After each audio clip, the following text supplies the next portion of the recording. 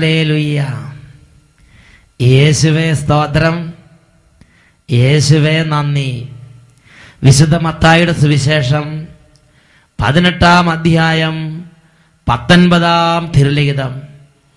വീണ്ടും ഞാൻ നിങ്ങളോട് പറയുന്നു, ഭൂമിയിൽ 2 പേർ യോജിച്ച് ചോദിക്കുന്ന ഏതൊരു കാര്യവും എൻ്റെ സ്വർഗസ്ഥനായ പിതാവ് നിറവേറ്റി തരിക തന്നെ ചെയ്യും. ഒരു വ്യക്തിയുടെ അനുഭവം നിങ്ങളുടെ ശ്രദ്ധയിലേക്ക് കൊണ്ടുവരാം. എൻ്റെ പേര് സിവി, സ്ഥലം തളിയോലപ്പറമ്പ്. എനിക്ക് 8 വർഷം മുമ്പ് SLE എന്ന വാദസംബന്ധമായ ഒരു മാരക രോഗം പിടിപെട്ട് ശരീരത്തിലെ എല്ലാ ജോയിന്റുകളും ഒടിഞ്ഞു പൊടിഞ്ഞു പോണ വേദന. ജീവിതകാലം മുഴുവൻ മരുന്ന് കഴിക്കേണ്ടി വരുമെന്ന് ഡോക്ടർമാർ വിധി എഴുതി. ഈ രോഗം ഇനി മാറില്ല എന്നാണ് മെഡിക്കൽ സയൻസ് പറഞ്ഞത്. ഞാൻ നിരാശപ്പെട്ടില്ല. ടെലിവിഷനിലൂടെയുള്ള അഭിഷേകാഗ്നി എന്നൊരു വചന ശുശ്രൂഷയിൽ ഞാൻ പങ്കുചേരുന്നുണ്ടായിരുന്നു. എനിക്ക് വിശ്വാസം വർദ്ധിച്ച് എൻ്റെ രോഗം മാറ്റിത്തരാൻ ദൈവത്തിന് കഴിയുമെന്ന് ഞാൻ വിശ്വസിക്കുകയും പറയുകയും ചെയ്തു. സാക്ഷ്യപ്പെടുത്താമെന്ന് നേർച്ച നേരുകയും ചെയ്തു. അത്ഭുതമെന്ന് പറയട്ടെ, എൻ്റെ രോഗം വിട്ടുമാറി. ഡോക്ടർമാർ മരുന്ന് നിർത്തിക്കൊള്ളാൻ എനിക്ക് നിർദ്ദേശം തന്നു. ഇന്ന് ഞാൻ മരുന്ന് നിർത്തി, മരുന്ന് കഴിക്കുന്നില്ല. ഇപ്പം എനിക്ക് രോഗമോ വേദനയോ ഒന്നുമില്ല. എൻ്റെ കർത്താവിന് ഞാൻ കോടാനുകോടി നന്ദി പറയുകയാണ്. ജെറമിയായുടെ പുസ്തകം 32-ാം അധ്യായം 26-ഉം 27-ഉം തിരുലിഖിതങ്ങൾ. അപ്പോൾ കർത്താവ് ജെറമിയായോട് അരുളി ചെയ്തു, ഞാൻ സകല മർത്യരുടെയും ദൈവമായ കർത്താവാണ്. എനിക്ക് അസാധ്യമായി എന്തെങ്കിലുമുണ്ടോ? ദൈവമേ, ഈ വചനത്തിന്റെ അഭിഷേകം ഇപ്പോൾ ലോകത്തിന്റെ നാനാഭാഗങ്ങളിൽ ഇരുന്ന് ഈ വചന ശുശ്രൂഷയ്ക്ക് വേണ്ടി ഹൃദയം തുറന്ന് പ്രാർത്ഥിക്കുന്ന ഓരോ മകന്റെ മേലും മകളുടെ മേലും ഒരു അഭിഷേകമായി ഇപ്പോൾ തുറക്കണമേ. ദൈവത്താൽ അസാധ്യമായിട്ടൊന്നുമില്ലല്ലോ, യഹോവയ്ക്ക് കഴിയാത്ത കാര്യമില്ലല്ലോ. ദൈവത്താൽ അസാധ്യമായിട്ടൊന്നുമില്ലല്ലോ, യഹോവയ്ക്ക് കഴിയാത്ത കാര്യമില്ലല്ലോ. യേശുവിന്റെ നാമത്തിൽ സൗഖ്യമുണ്ടല്ലോ, യേശുവിന്റെ രക്തത്താൽ ജയമുണ്ടല്ലോ, യേശുവിന്റെ നാമത്തിൽ സൗഖ്യമുണ്ടല്ലോ, യേശുവിന്റെ രക്തത്താൽ ജയമുണ്ടല്ലോ. വിശ്വസിച്ച ദൈവത്തിന്റെ മഹത്വം കാണാം, പ്രാർത്ഥിക്കുമ്പോൾ ദൈവത്തിന്റെ പ്രവൃത്തി കാണാം, ആരാധിച്ച ദൈവത്തിന്റെ വിടുതൽ കാണാം, ആശ്രയിച്ച ദൈവത്തിന്റെ കരുതൽ കാണാം, വിശ്വസിച്ച ദൈവത്തിന്റെ മഹത്വം കാണാം, പ്രാർത്ഥിക്കുമ്പോൾ ദൈവത്തിന്റെ പ്രവൃത്തി കാണാം, ആരാധിച്ച ദൈവത്തിന്റെ വിടുതൽ കാണാം, ആശ്രയിച്ച ദൈവത്തിന്റെ കരുതൽ കാണാം. കരങ്ങളടിച്ച് വലിയ വിശ്വാസത്തോടെ സമൂഹത്തോട് ചേർന്ന് പ്രാർത്ഥിക്കുകയാണ്. ഓ ദൈവമേ, കൂട്ടായ്മയോട് ചേർന്ന് കൈയടിച്ച് പാട്ടുപാടി ദൈവത്തെ ആരാധിച്ചുകൊണ്ടിരിക്കുന്ന ഈ സമൂഹത്തിലേക്ക് ഉന്നതമായ അഭിഷേകങ്ങളെ ഇപ്പൊ തുറക്കണമേ. അബ്രഹാം ദൈവത്തിൽ വിശ്വസിച്ചപ്പോ ദൈവം അത് നീതിയായി കണക്കിട്ടല്ലോ.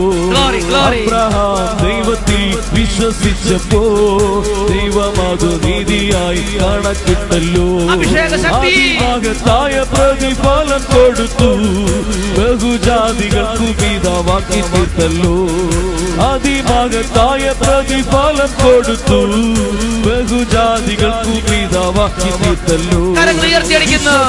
ദൈവത്തിന്റെ മഹത്വം കാണാം, പ്രാർത്ഥിക്കുമ്പോൾ ദൈവത്തിന്റെ പ്രവൃത്തി കാണാം, ആരാധിച്ച ദൈവത്തിന്റെ വിടുതൽ കാണാം, ആശ്രയിച്ച ദൈവത്തിന്റെ കരുതൽ കാണാം, വിശ്വസിച്ച ദൈവത്തിന്റെ മഹത്വം കാണാം, പ്രാർത്ഥിക്കുമ്പോൾ ദൈവത്തിന്റെ പ്രവൃത്തി കാണാം, ആരാധിച്ച ദൈവത്തിന്റെ വിടുതൽ കാണാം, ദൈവത്തിന്റെ കരുതൽ കാണാം, ആശ്രയിച്ച ദൈവത്തിന്റെ കരുതൽ കാണാം. കരങ്ങൾ ഉയർത്തി എല്ലാവരും സ്തുതിക്കട്ടെ. Hallelujah, hallelujah, hallelujah. ഓ ദൈവാരാധന അഭിഷേകം നിറയട്ടെ, ദൈവസ്തുതിപ്പിന്റെ അഭിഷേകം നിറയട്ടെ. പ്രാർത്ഥനയുടെ അഭിഷേകം നിറയട്ടെ, വിശുദ്ധിയുടെ അഭിഷേകം നിറയട്ടെ, ദൈവസ്നേഹത്തിന്റെ അഭിഷേകം നിറയട്ടെ, വചനത്തിന്റെ അഭിഷേകം നിറയട്ടെ, ആത്മാവിന്റെ അഭിഷേകം നിറയട്ടെ, അത്ഭുത രോഗസൗഖ്യങ്ങൾ നിറയട്ടെ, അത്ഭുത വിടുതലുകൾ സംഭവിക്കട്ടെ, സാത്താൻ കൂട്ടങ്ങൾ അലർക്കൊണ്ട് ഓടി മറയട്ടെ, പ്രാർത്ഥനാ കൃപകൾ കുടുംബങ്ങളിലേക്ക് നിറയട്ടെ. Hallelujah, hallelujah, hallelujah. കുഞ്ഞുങ്ങൾ അനുഗ്രഹം പ്രാപിക്കട്ടെ, യുവതിവാക്കന്മാർ കൃപ പ്രാപിക്കട്ടെ, നമുക്ക് മുഴുവൻ അത്ഭുത അഭിഷേകത്താൽ നിറയട്ടെ, വലിയ ആഹ്ലാദ കുടുംബങ്ങളിൽ തിരതല്ലട്ടെ. Hallelujah, hallelujah. ശിവ ആരാധന, ആരാധന, ആരാധന. Hallelujah, hallelujah, hallelujah, hallelujah, hallelujah, hallelujah. യേശുവേ ആരാധന, ആരാധന. യേശുവേ ആരാധന, ആരാധന. Hallelujah, hallelujah. യേശുവേ ആരാധന, ആരാധന. യേശുവേ ആരാധന, ആരാധന. യേശുവേ ആരാധന. ഹല്ലേലൂയ. പ്രിയപ്പെട്ട സഹോദരങ്ങളെ, നമ്മുടെ ദൈവം അത്യുന്നതനായ ദൈവം. ജെറമ്യാ പുസ്തകത്തിൽ വചനം പഠിപ്പിക്കുകയാണ്, സകല മർത്യരുടെയും ദൈവമായ കർത്താവാണ് ഞാൻ, എനിക്ക് അസാധ്യമായി എന്തെങ്കിലും ഉണ്ടോ? ഈ ദൈവത്തിന്റെ അത്യത്ഭുതകരമായ ശക്തി ഒരു വ്യക്തിയുടെ ജീവിതത്തിൽ അതിശയകരമായി പ്രവഹിക്കാൻ സാത്താൻ ഉയർത്തുന്ന വളരെ ഗൗരവമേറിയ ഒരു തടസ്സമാണ് അവിശ്വാസത്തിന്റെ വാക്ക്. ഹല്ലേലൂയ. ഇന്ന് നാം ചിന്തിക്കുന്നത് അവിശ്വാസത്തിന്റെ വാക്ക് എന്ന വിഷയത്തെക്കുറിച്ചാണ്. അവിശ്വാസ വാക്ക് അത് ദൈവത്തിന്റെ ശക്തി നമ്മുടെ കുടുംബങ്ങളിലേക്ക് പ്രവഹിക്കാൻ ഒരു കനത്ത കോട്ടയായി പ്രതിരോധം സൃഷ്ടിക്കുന്നു. ഹല്ലേലൂയ. ഇത് കൂടുതൽ മനസ്സിലാക്കാൻ വേണ്ടി ബൈബിളിൽ ഒരു സംഭവം നിങ്ങളുടെ ശ്രദ്ധയിലേക്ക് കൊണ്ടുവരികയാണ്. രാജാക്കന്മാരുടെ 2-ാമത്തെ പുസ്തകം 4-ാമത്തെ അധ്യായം 1 മുതൽ 7 വരെയുള്ള തിരുലിഖിതങ്ങൾ. ഒരു പാവപ്പെട്ട ഒരു വിധവ എലീഷ പ്രവാചകന്റെ അരികിലേക്ക് വരികയാണ്. എലീഷ പ്രവാചകൻ പറയുകയാണ്, എൻ്റെ ഭർത്താവ് അങ്ങയുടെ കൂടെ കുറെ കാലം ശുശ്രൂഷ ചെയ്തിരുന്നതാണ്. പാവപ്പെട്ട കുടുംബമാണ്. എൻ്റെ ഭർത്താവ് മരിച്ചിട്ട് കാലങ്ങളായി. ഒരുപാട് കടമുണ്ട്. ഇന്ന് പട്ടിണി കൊണ്ട് നിവൃത്തിയില്ല. കടം വീട്ടാൻ നിവൃത്തിയില്ലാത്തത് കൊണ്ട് ഞങ്ങൾക്ക് കടം തന്ന മനുഷ്യന്മാര് ഞങ്ങളോട് വന്നിട്ട് നിന്റെ മക്കളെ വിറ്റ് കടം വീട്ട് എന്ന് എന്നെ നിർബന്ധിക്കുകയാണ്. രാജാക്കന്മാർ 2-ാം പുസ്തകം 4-ാമത്തെ അധ്യായത്തിലാണ് നമ്മളിത് വായിക്കുന്നത്. 1-ാമത്തെ വാക്യം, പ്രവാചക ഗണത്തിൽ ഒരുവന്റെ ഭാര്യ എലീഷായോട് പറഞ്ഞു, അങ്ങയുടെ ദാസനായ എൻ്റെ ഭർത്താവ് മരിച്ചിരിക്കുന്നു. അവൻ കർത്താവിന്റെ ഭക്തനായിരുന്നുവെന്ന് അങ്ങേക്ക് അറിയാമല്ലോ. അവന് കടം കൊടുത്തവൻ ഇതാ എൻ്റെ കുട്ടികൾ 2 പേരെയും അടിമകളാക്കാൻ വന്നിരിക്കുന്നു. ഇതാണ് കുടുംബത്തിന്റെ പ്രശ്നം. ഉടനെ എലീഷ പറഞ്ഞു, നിന്റെ വീട്ടിൽ എന്തെങ്കിലും ഉണ്ടോ? ഉടനെ ആ വിധവ പറഞ്ഞു, ഒരു ഭരണി എണ്ണ അത് ഞാൻ മാറ്റി വെച്ചിട്ടുണ്ട്. വല്ല വിരുന്നുകാരും വന്നാൽ പെട്ടെന്നൊരു അപ്പം ചുട്ടു കൊടുക്കാൻ വേണ്ടി ആയിരിക്കണം. എന്നാൽ ഒരു ഭരണി എണ്ണ മാത്രം ആ വീട്ടിൽ സൂക്ഷിച്ചു വെച്ചിരിക്കുകയാണ്. എലീഷ പ്രവാചകൻ പറഞ്ഞു, മതി മതി മതി, അത് ധാരാളം മതി. നീ ചെന്ന് സമീപ വീട്ടിൽ ചെന്ന് ഒരുപാട് പാത്രങ്ങൾ ശേഖരിക്കുക. എന്നിട്ട് ഈ ഭരണി എണ്ണ ആ പാത്രങ്ങളിലേക്ക് പകരുക. നിറയുന്ന പാത്രങ്ങൾ മാറ്റി വെക്കുക. എന്നിട്ട് ആ എണ്ണ വിറ്റ് നിന്റെ കടം വീട്ടുക. ആ വിധവ അതുപോലെ വിശ്വസിച്ച് വീട്ടിലേക്ക് ചെന്നു. മക്കളുണ്ട്, മക്കളെയും കൂട്ടി അടുത്ത വീടുകളിലെല്ലാം പോയി ഒരുപാട് പാത്രങ്ങൾ, കാലിപ്പാത്രങ്ങൾ വീട്ടിലേക്ക് കൊണ്ടുവന്നു. എന്നിട്ട് ഈ എണ്ണ അങ്ങോട്ട് പകരാൻ തുടങ്ങി. അത് രാജാക്കന്മാർ 2-ാം പുസ്തകം 4-ാം അധ്യായം 3-4 വാക്യങ്ങളിലാണ് നാം വായിക്കുന്നത്. അവൻ പറഞ്ഞു, നീ ചെന്ന് അയൽക്കാരിൽ നിന്ന് ഒഴിഞ്ഞ പാത്രങ്ങൾ ധാരാളം ശേഖരിക്കുക. പിന്നെ നീയും നിന്റെ പുത്രന്മാരും അകത്ത് കടന്ന് പാത്രങ്ങളിൽ എണ്ണ പകരുക. നിറയുന്നത് മാറ്റിവെക്കുക.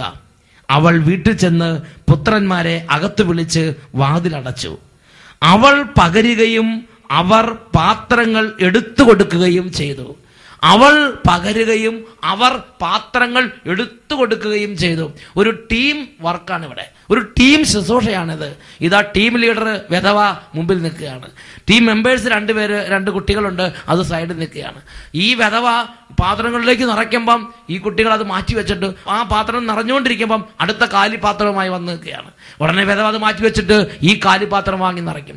അത് നീരാറാകുമ്പോൾ ഇതാ ഈ കുട്ടികൾ പോയി വലിയ വലിയ ചെമ്പുകലങ്ങളും വലിയ വലിയ കലങ്ങളും അലുമിനിയം കലങ്ങളും എല്ലാം കൂടെ ഉന്തി ഇതാ കൊണ്ടുവന്ന് അടുത്ത് കൊണ്ടുവന്ന് വെക്കും. നമുക്കൊരു ടീം സ്പിരിറ്റ് ആയിട്ട്, ഒരു ടീം വർക്കായിട്ട് അവരിങ്ങനെ അത്ഭുതം കണ്ടുകൊണ്ടിരിക്കുകയാണ്. പ്രിയപ്പെട്ട സഹോദരങ്ങളെ, അങ്ങനെ എല്ലാ പാത്രങ്ങളും നിറഞ്ഞു.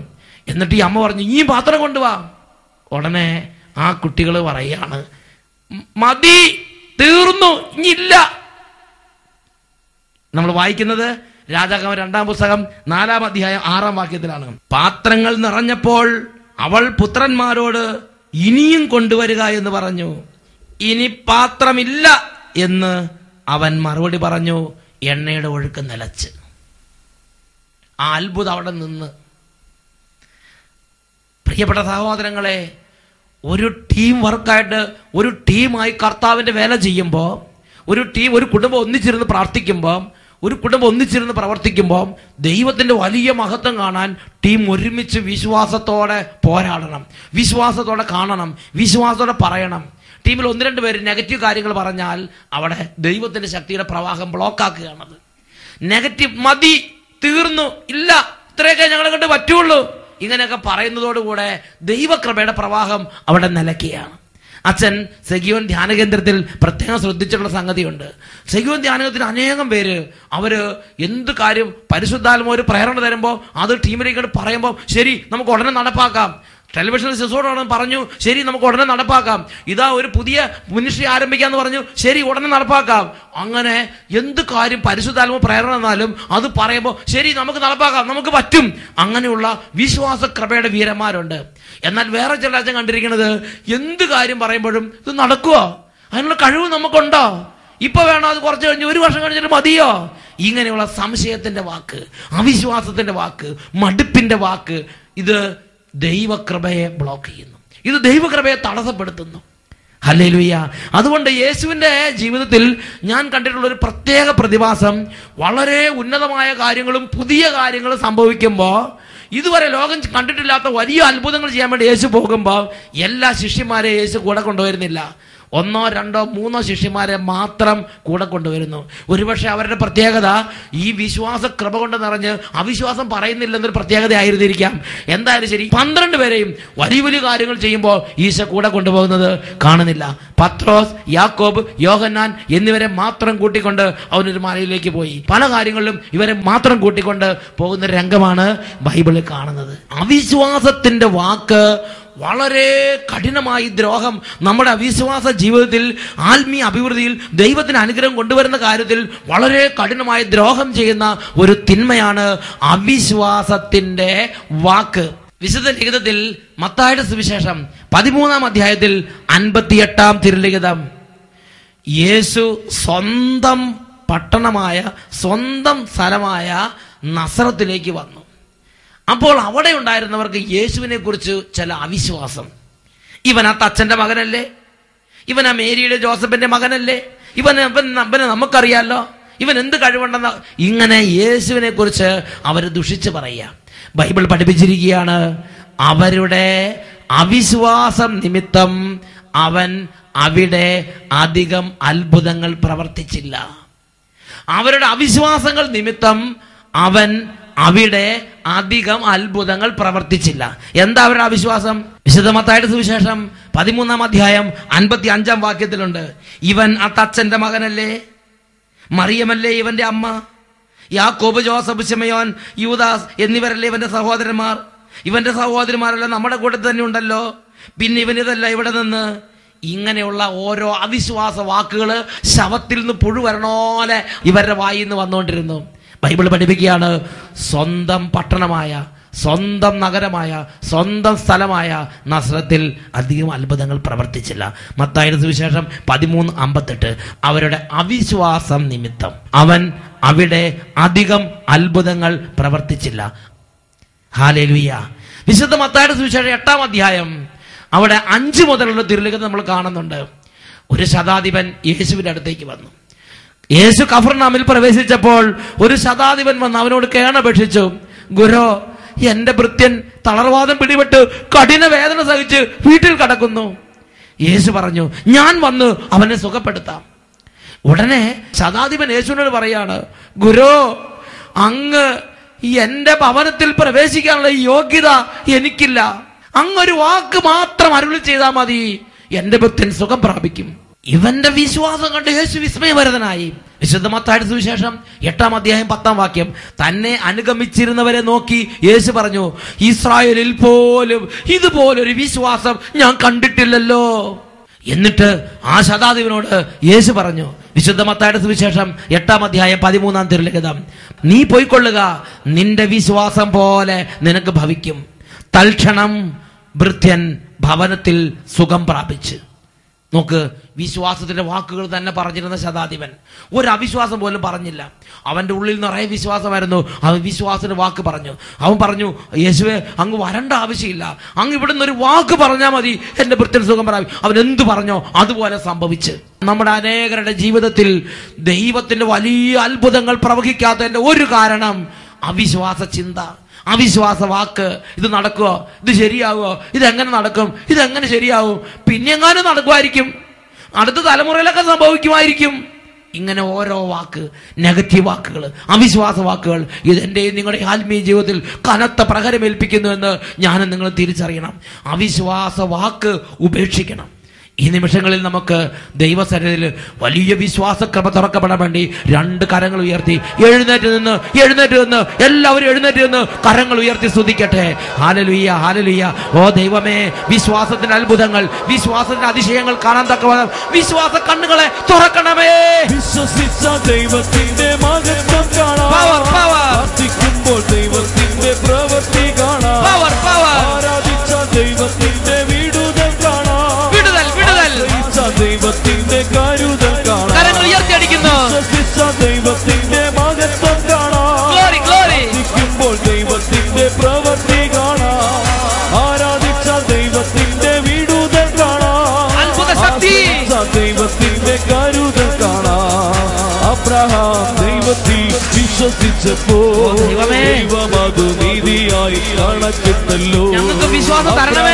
ദൈവത്തിൽ വിശ്വസിച്ചപ്പോൾ ദൈവമതു നീതിയായി കണക്കിട്ടല്ലോ. അതിമഹത്തായ പ്രതിഫലം കൊടുത്തു, ബഹുജാതികൾക്കു പിതാവാക്കി തീർത്തല്ലോ. അതിമഹത്തായ പ്രതിഫലം കൊടുത്തു, ബഹുജാതികൾക്കു പിതാവാക്കി തീർത്തല്ലോ. വിശ്വസിച്ച ദൈവത്തിന്റെ മഹത്വം കാണാം, അഭിഷേകിക്കുമ്പോൾ ദൈവത്തിന്റെ പ്രവൃത്തി കാണാം, ആരാധിച്ച ദൈവത്തിന്റെ വിടുതൽ കാണാം, ശക്തി പ്രാപിക്കട്ടെ, ദൈവത്തിന്റെ കരുതൽ കാണാം, ആശ്രയിച്ച ദൈവത്തിന്റെ കരുതൽ ഒരിക്കൽ കൂടെ സ്തുതിക്കട്ടെ. Hallelujah, hallelujah, hallelujah. ഓ ദൈവമേ, അഭിഷേകം ചൊരിയണമേ. ഓ ദൈവമേ, മങ്ങിപ്പോയ അഭിഷേകങ്ങൾ ഉണരട്ടെ കർത്താവേ, വിശ്വാസ കൃപകൾ ഉണരട്ടെ കർത്താവേ, ഹൃദയങ്ങൾ ജ്വലിക്കട്ടെ കർത്താവേ. Hallelujah, hallelujah. എല്ലാ കുടുംബങ്ങളിലും വിശ്വാസം ജ്വലിക്കട്ടെ, കുഞ്ഞുങ്ങളുടെ മേൽ വിശ്വാസ കൃപ നിറയട്ടെ. Hallelujah, hallelujah, hallelujah. യേശുവേ ആരാധന, ആരാധന. യേശുവേ ആരാധന, ആരാധന. Hallelujah, hallelujah, hallelujah, hallelujah. യേശുവേ ആരാധന, ആരാധന. യേശുവേ ആരാധന, ആരാധന. യേശുവേ സ്തോത്രം, യേശുവേ നന്ദി. വിശുദ്ധ മത്തായിയുടെ സുവിശേഷം 12:37, നിന്റെ വാക്കുകളാൽ നീ കുറ്റം വിധിക്കപ്പെടും, നിന്റെ വാക്കുകളാൽ നീ നീതീകരിക്കപ്പെടും. Praise the Lord.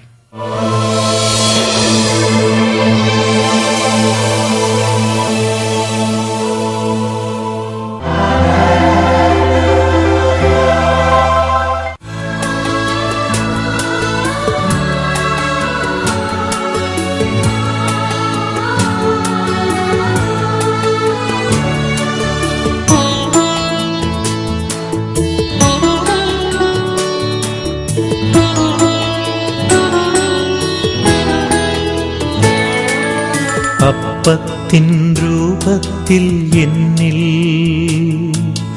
ആഗതനാകുമെന്നീശോ, അപ്പത്തിൻ രൂപത്തിൽ എന്നിൽ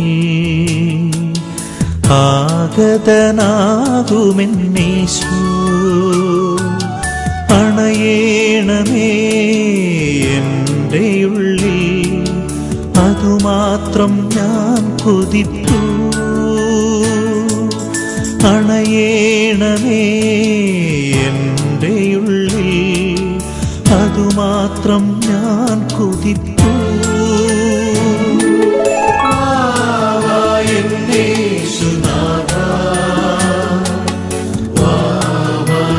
സ്നേഹനാഥ വാ വാ എൻ യേശുനാഥ വാ വാ എൻ സ്നേഹനാഥ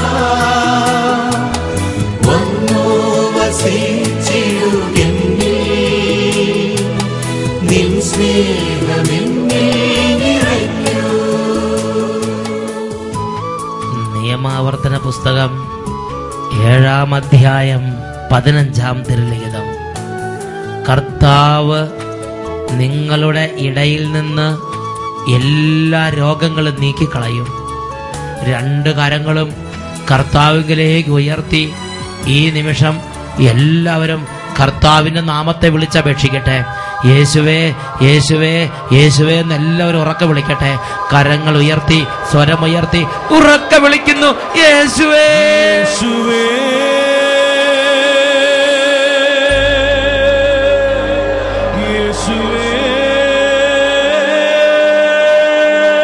യേശുവേ യേശുവേ യേശുവേ സ്പർശിക്കണമേ സ്പർശിക്കണമേ സ്പർശിക്കണമേ സൗഖ്യം നൽകണമേ സുഖപ്പെടുത്തണമേ.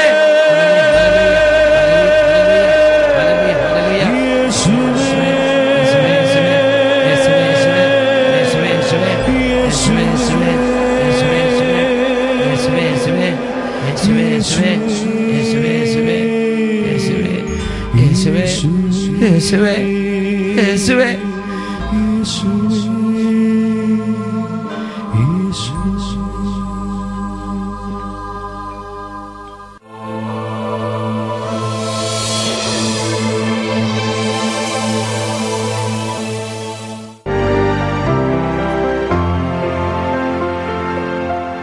എൻ്റെ പേര് നീതു. ഞാൻ മൂലമറ്റത്തു നിന്നാണ് വരുന്നത്, ഇടുക്കി ജില്ലയിലെ. എൻ്റെ അമ്മയ്ക്ക് വേണ്ടി സാക്ഷ്യം പറയാനാണ് വന്നത്.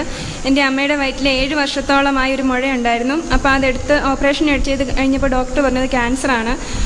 7 വർഷമായൊരു മുഴ വയറ്റിൽ അങ്ങനെ ഗ്രോത്ത് വളർന്നിട്ട് ഡോക്ടർമാർ ചെക്കപ്പ് ചെയ്തപ്പോൾ ക്യാൻസർ ആണെന്ന് കണ്ടെത്തി. അമ്മയ്ക്ക് ക്യാൻസർ എന്ന് കേട്ടാൽ പേടിയായതുകൊണ്ട് ഇപ്പം അറിയിക്കണ്ട, പരിശോധനയെല്ലാം കഴിഞ്ഞിട്ട് കൂടുതൽ കുഴപ്പമുണ്ടെങ്കിൽ ഇപ്പം അറിയിച്ചാൽ മതി എന്ന് പറഞ്ഞു. ഇപ്പം ഞങ്ങൾ കാരിത്താസ് ക്യാൻസർ സെൻ്ററിൽ ചെന്നു. അപ്പോൾ അവിടുത്തെ ഡോക്ടറോട് ഞാൻ കയറി പറഞ്ഞു, ഇപ്പം അമ്മയെ അറിയിച്ചിട്ടില്ല. അപ്പോൾ ഡോക്ടർ പറഞ്ഞു പറ്റിയല്ല, രോഗിയെ ഇപ്പം തന്നെ അറിയിക്കണം എന്നും പറഞ്ഞ് എന്നെ അവിടുന്ന് പറഞ്ഞു വിട്ടു. ഞാൻ ആ ഹോസ്പിറ്റലിൽ നിന്ന് തന്നെ നേർച്ച നേർന്നു. ഇവിടെ വന്ന് 3 ആദ്യ വെള്ളിയാഴ്ച എൻ്റെ അമ്മയ്ക്ക് വേണ്ടി ഞാൻ പ്രാർത്ഥിച്ചോളാം. 9 അഭിഷേകാഗ്നി പ്രോഗ്രാം മുട്ടയിൽ നിന്ന് എൻ്റെ അമ്മയ്ക്ക് വേണ്ടി ഞാൻ കൂടിക്കോളാം. അഭിഷേകാഗ്നി എന്ന് പറഞ്ഞാൽ 8:30 തൊട്ട് 9 മണി വരെ എല്ലാ ഞായറാഴ്ചയും ഷാലോം ചാനലിലൂടെ അട്ടപ്പാടി സഖിയോൻ ധ്യാന കേന്ദ്രത്തിൽ നിന്ന് വചന പ്രഘോഷണം അഭിഷേകാഗ്നി എന്ന പേരിൽ വരുന്നുണ്ട്. എന്നിട്ട് ഇവിടെ ഒന്ന് സാക്ഷ്യപ്പെടുത്താമെന്ന് നേർന്നിട്ട് തിരിച്ച് ഞാൻ ഡോക്ടറെ അടുത്ത് കയറി ചോദിച്ചു, ഒരു പ്രാവശ്യം കൂടെ പരിശോധന കഴിഞ്ഞിട്ട് അമ്മയെ അറിയിച്ചാൽ പോരെന്ന് ചോദിച്ചു. അപ്പോൾ ഡോക്ടർ പറഞ്ഞു മതിയെന്ന് പറഞ്ഞു. അത് കഴിഞ്ഞ് എല്ലാ പരിശോധനയും കഴിഞ്ഞ് ഞാനിവിടെ വന്ന് കഴിഞ്ഞ വെള്ളിയാഴ്ച ഇവിടെ ആദ്യ വെള്ളിയാഴ്ച വന്ന് കൂടി. അപ്പോൾ ഞാനിവിടെ ഒരുപാട് പേര് സാക്ഷ്യം പറയുന്നത് കണ്ടപ്പോൾ ഞാൻ പ്രാർത്ഥിച്ചു, എനിക്കും ഇതുപോലെ സാക്ഷ്യം പറയാൻ ഒരു അവസരം തരണേന്ന്.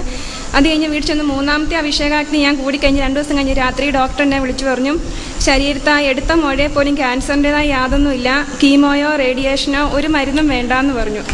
ക്യാൻസറിന്റെ ഒരു അണു പോലും ഇല്ലാത്ത വിധം ശരീരത്തിൽ നിന്ന് അത് വ്യത്യാസപ്പെട്ടു പോയി. ഹല്ലേലൂയ.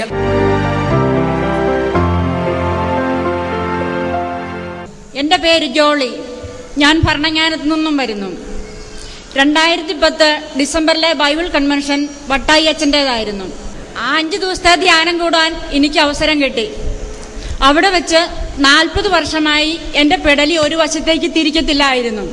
40 വർഷമായി പെടലി ഒരു വശത്തേക്ക് തിരിക്കാൻ പറ്റില്ല. ആരെങ്കിലും ഒന്ന് പുറകിൽ നിന്ന് വിളിക്കുകയാണെങ്കിൽ ഒരു വശത്തൂടെ മാത്രമേ ഞാൻ നോക്കുകയുള്ളൂ, മറുവശത്തൂടെ നോക്കത്തില്ല. ആ അവസ്ഥയിൽ അച്ഛൻ്റെ ആരാധനാ സമയത്ത് കഴുത്ത് തിരിക്കാൻ വയ്യാത്തൊരു സഹോദരിയെ യേശു തൊട്ട് സുഖപ്പെടുത്തുന്നു എന്ന് കേട്ടു. എന്തോ എൻ്റെ ചെവിയുടെ പുറകിൽ നിന്നും അലർന്ന് താഴേക്ക് വീണു. അതെന്താണെന്ന് ഞാൻ നോക്കി, ഒന്നും കണ്ടില്ല. അപ്പോൾ എൻ്റെ തലയിൽ സ്ലൈഡ് ഉണ്ട്. ഞാൻ തലയെ തപ്പി നോക്കി, സ്ലൈഡ് ഊരിപ്പോയതാണോ എന്ന്. അല്ല, തപ്പി നോക്കിയപ്പോൾ അവിടെ ഒരു നന്നായിട്ട് ചൂട് അനുഭവപ്പെട്ടു എനിക്ക്. അപ്പോൾ തന്നെ എനിക്ക് ഉറക്കം വന്നു. ഞാൻ അവിടെ ഇരുന്ന് ഉറങ്ങി. എന്തോ ഒരു 5 മിനിറ്റ് ഉറങ്ങി കാണും. ചാടി എഴുന്നേറ്റു. ആരെങ്കിലും കാണുന്നുണ്ടോ എന്ന് നോക്കി. ഇടതുവശത്തേക്ക് നോക്കി, 2 കുഞ്ഞു പിള്ളേരായിരുന്നു. വലതുവശത്തേക്ക് നോക്കി, ഒരു സിസ്റ്റർ. ആ സിസ്റ്റർ എന്ത് വിചാരിച്ചു എന്തോർത്ത് ഞാൻ പുറകോട്ട് നോക്കി, ആരെങ്കിലും കണ്ടോ എന്ന്. എൻ്റെ പെടലി കോഴിയുടെ തല ഒടിച്ചിട്ട് പോലെ അങ്ങ് തിരിഞ്ഞുപോയി. യേശുവേ നന്ദി, യേശുവേ. അതായത് തിരിക്കാൻ പാടില്ലാത്ത സ്ഥലത്തേക്ക് തന്നെ അങ്ങോട്ട് തിരിഞ്ഞിങ്ങനെ കറങ്ങി വന്നു. Price the Lord.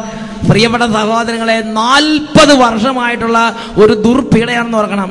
എന്തോ ഒരു സാധനം അവിടെ നടന്നങ്ങോട്ട് പോയി. Price the Lord.